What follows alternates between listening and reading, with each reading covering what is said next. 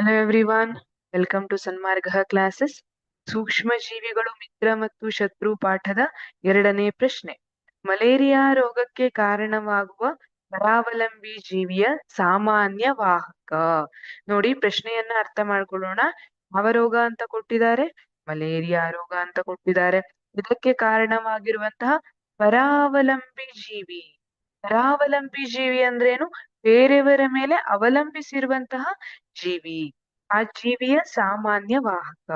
ಆ ಜೀವಿಯನ್ನ ಯಾರು ತಗೋ ಬರ್ತಾರೆ ಅವ್ರನ್ನ ನಾವು ಸಾಮಾನ್ಯ ವಾಹಕ ಅಂತ ಕರಿತೀವಿ.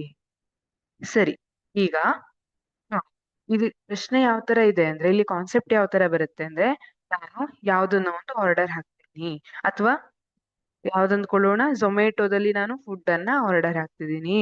ಫುಡ್ಡಿಗೆ ಕಾಲಿದ್ಯಾ? ನಡ್ಕೊಂಡ್ ಬರುತ್ತಾ? ಇಲ್ಲ. ಅದೇ ರೀತಿ ಪರಾವಲಂಬಿ ಜೀವಿ ಕೂಡ ನಡ್ಕೊಂಡ್ ಬರೋದಿಲ್ಲ.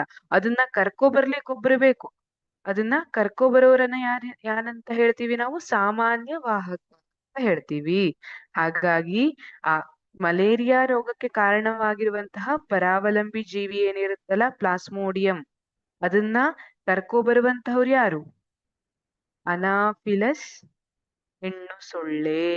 ಅನಾಫಿಲಸ್ ಹೆಣ್ಣು ಸೊಳ್ಳೆಯ ಮೂಲಕ ಈ ಮಲೇರಿಯಾ ರೋಗಕ್ಕೆ ಕಾರಣವಾಗಿರುವಂತಹ ಪರಾವಲಂಬಿ ಜೀವಿ ಅದು ನಮ್ಮ ದೇಹವನ್ನ ಸೇರಿಕೊಳ್ಳುತ್ತೆ.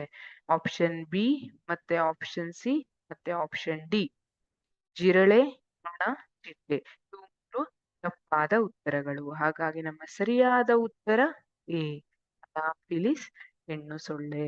ಈ ಸೊಳ್ಳೆ ಪರಾವಲಂಬಿ ಜೀವಿಯಾದ ಪ್ಲಾಸ್ಮೋಡಿಯಂ ಅನ್ನ ಹೊತ್ಕೊಂಡು ಬರುತ್ತೆ.